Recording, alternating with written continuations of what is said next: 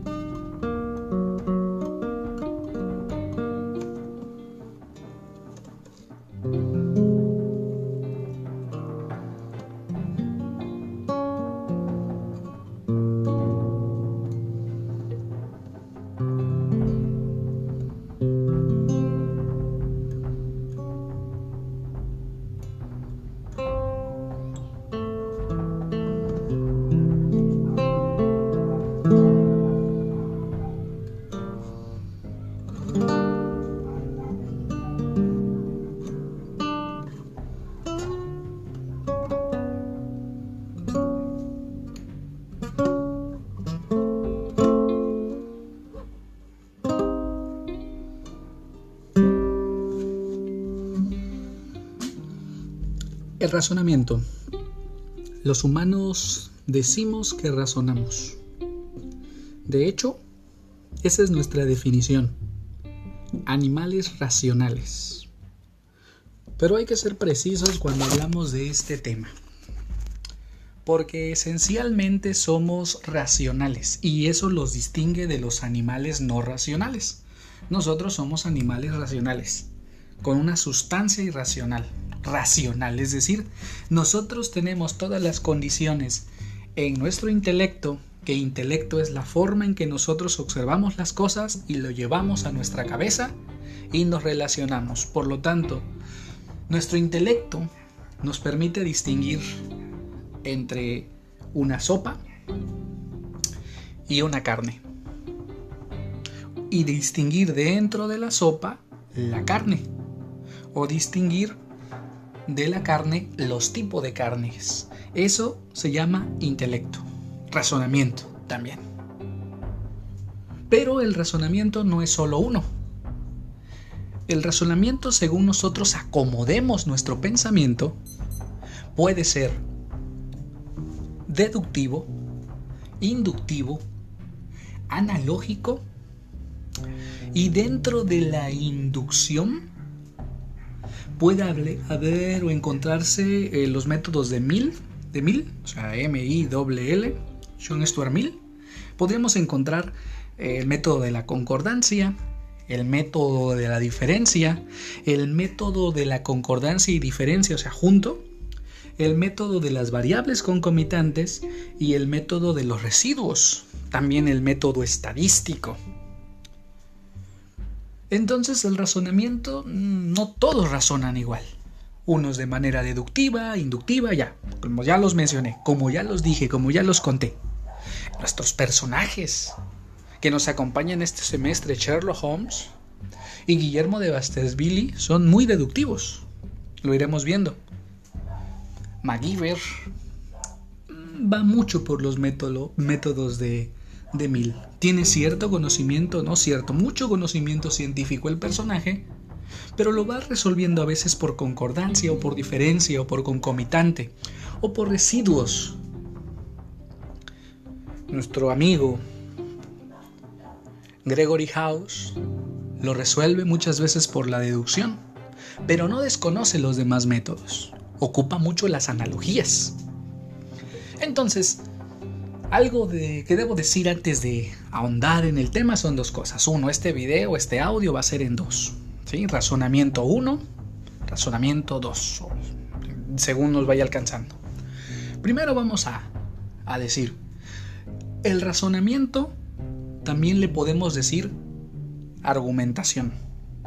O sea, en término estricto o en términos estrictos, para la redacción, dicen redacta un argumento. Es como decir redactar un razonamiento. Entonces decir razonamiento, decir argumento, se pueden tomar de manera sinonímica. O sea, Pueden ser palabras que se parafraseen. Razonamiento, su paráfrasis, por sinónimo es argumento. Argumento, por sinónimo, es un razonamiento. ¿De acuerdo? Pensamiento. Bueno, también es un pensamiento, pero digamos que ya para estas alturas del curso, razonamiento o argumento. ¿De acuerdo? Algo más que debemos saber. Los razonamientos los ocupamos cotidianamente, pero no siempre sabemos cuál estamos ocupando o de qué se trata. En este curso vamos a intentar viéndolos. Un argumento, un razonamiento, acompaña cualquier investigación, ya sea por deducción, inducción, analogía, concordancia, diferencia, etcétera, etcétera.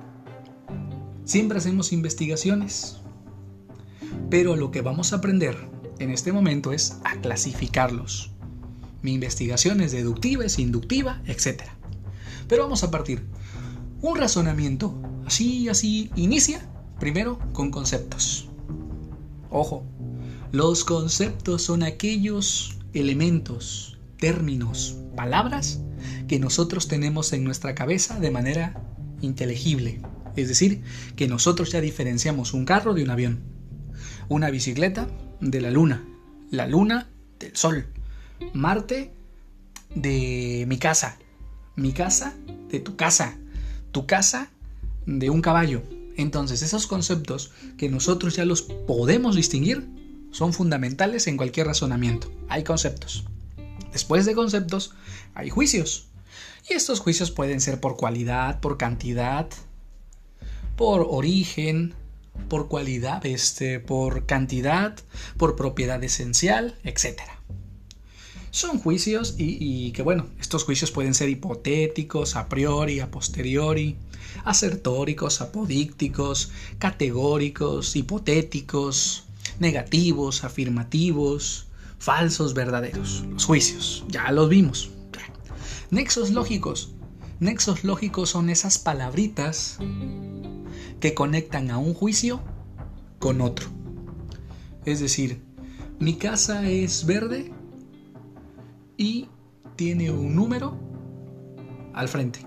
Entonces la palabra I es un nexo lógico. Y todo razonamiento nos lleva a una conclusión. Bien, entonces, conceptos, juicios, nexos lógicos y conclusiones. La conclusión también se denomina consecuente. Es decir, yo al juntar un número de premisas según el tipo de razonamiento, al juntar esas premisas me van a dar una conclusión. Eso se llama consecuente. Y un razonamiento es consecuente o es concluyente cuando la conclusión se está fundamentando en el conjunto de juicios, de conceptos, no de nexos lógicos. Los nexos lógicos pueden ser y, por lo tanto, luego entonces, sí, solo sí, por ende, cualquier nexo lógico. Sino que se infiere si un razonamiento o argumento es válido, ¿sí? Siempre y cuando esté infiriendo los juicios y los conceptos que están en sus premisas. Digamos que si queremos dividir el razonamiento se divide en estas partes: conjunto de premisas o juicios de antecedente. Pueden ser 2, puede ser 1, pueden ser 20, según sea el razonamiento. Los iremos viendo. Entonces, un razonamiento o argumento es válido si está infiriendo o está soportado o está guiado por las premisas de antecedente. Por ejemplo, toda lupa amplifica un objeto. Estoy viendo más grande mi nombre en el anillo. Por lo tanto, lo estoy viendo con una lupa. Entonces, todas las lupas amplifican los objetos. Eso es un juicio de antecedente. Yo estoy viendo mi nombre en el anillo más grande.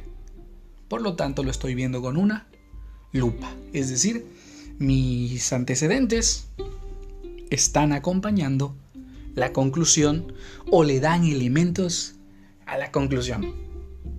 Vamos a empezar con el primero, con el favorito de Sherlock Holmes. Sherlock Holmes, en su último cuento de Arthur Conan Doyle, en la clasificación de los 12 cuentos que se llaman Las Aventuras, en el último cuento, y que para no regarla, para no mentirles, voy a acudir al librito que lo tengo aquí cerca de mí. Este libro es del editorial Almas Clásicas. O sea, es un libro bonito, es un libro buen empastado, un buen mapa, normalmente de la tierra de donde se desarrolla los cuentos de Sherlock Holmes o donde está viviendo Sherlock Holmes. Y esa es una pregunta de examen. ¿En dónde habitaba Sherlock Holmes? Tal vez se los diga en el próximo audio. En el último cuento de que les digo, que es Las Aventuras, trata sobre un caso de una suplantación de personalidades. ¿Sí? El cuento se llama La aventura de Godber Baiches. Es la suplantación de una muchacha, ¿sí? Que es suplantada para irse quedando con su riqueza o que alguien se quede con su riqueza. No quiero detenerme mucho en el cuento. Bueno, Sherlock Holmes le hace una especie de reclamo a el Dr. Watson porque dice que lo que tenía que haber sido un curso de lógica o unas lecciones de deducción se convirtieron en absurdos cuentos o detalles muy alegóricos o muy disfrazados. ¿Qué es lo que quería más con las memorias de sus casos o con los cuentos de sus casos? Que la gente aprendiera a usar el razonamiento deductivo. Y bueno, pues de ahí va a llegar una muchacha guapa, según la describe Arthur Conan Doyle. La describe, está guapa, bonita, pelo largo, ¿no? Es inteligente, habla un par de idiomas, además del inglés, pero además es pedagoga, ¿no? Entonces le cuenta, ¿no? Que va a pedir trabajo a una agencia de trabajos de la época y bueno, pues la cita el personaje, ¿no? Bitches. Entonces, la contratan, ¿no? Y ahí se desencadena todo. Y con eso quiero empezar. Que Sherlock Holmes, según el cuento, lo que intentaba, según el escritor, es un curso de lógica. Entonces se da ese diálogo entre Sherlock Holmes y el Dr. Watson de decir, oye, es que están bonitos los cuentos, pero yo quería hacer un curso de lógica, ser un elemento de enseñanza de la lógica. Bien. Vamos a ir viendo, porque ya me estoy perdiendo. Deducción. La deducción busca siempre la verdad.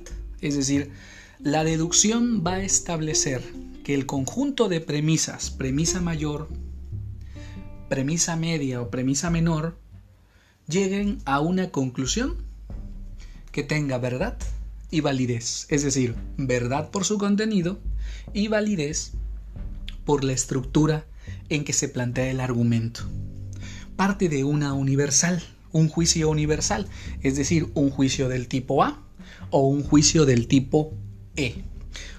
Es decir, esa es la universal, o sea, siempre va a estar acompañado de una universal. Entonces, veremos por ahí en la cuarta figura que hay un detalle ahí de una diferencia, de un juicio, de un silogismo específico, pero bueno, no nos adelantemos, pero bueno, partamos que esto siempre parte de una universal, de una ley universal, ¿sí?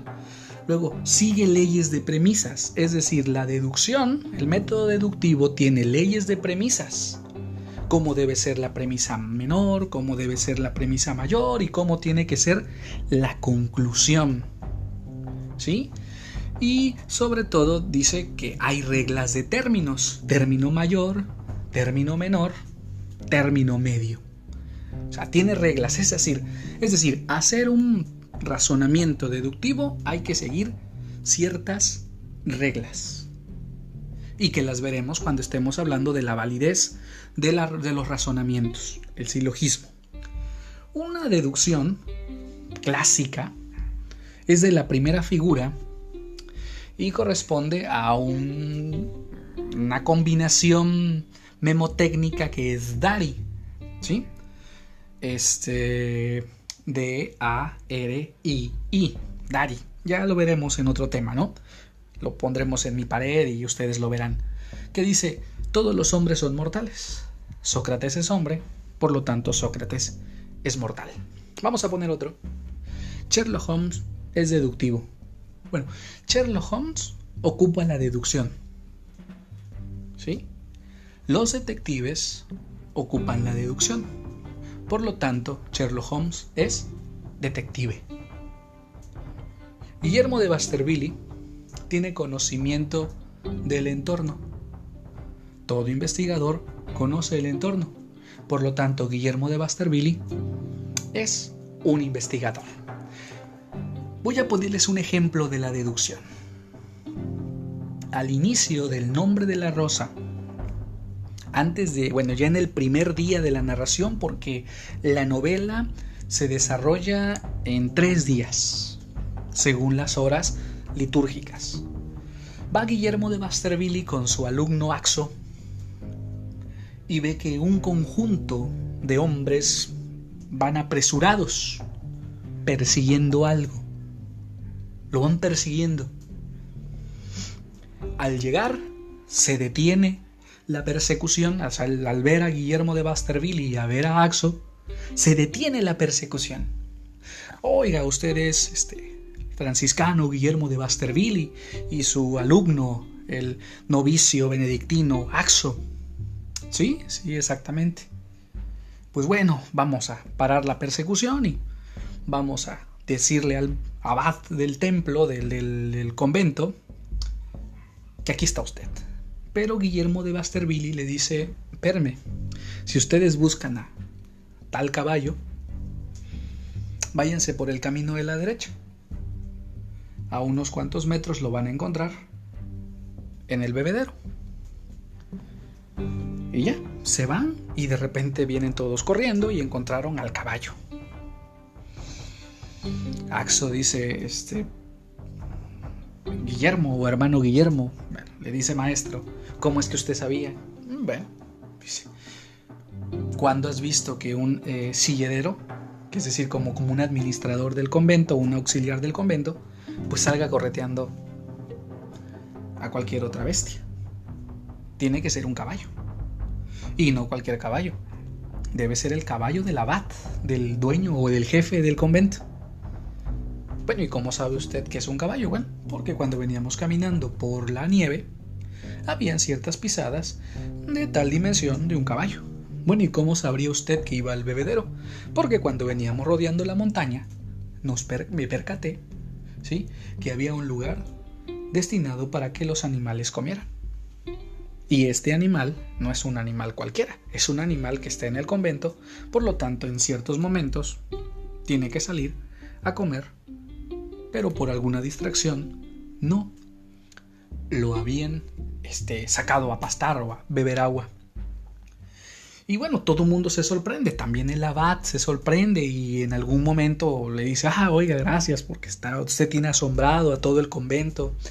Y sí, por esa forma de encontrar el caballo. Este ejemplo que les estoy dando es deducción. Es decir, hay un conjunto de universales, ¿sí?, que ocupa Guillermo de Baskerville para poder dar referencias del caballo, ¿no? De en dónde está el caballo. Son 19 minutos y 23 segundos. Nos queda tiempo para tocar un poco la guitarra.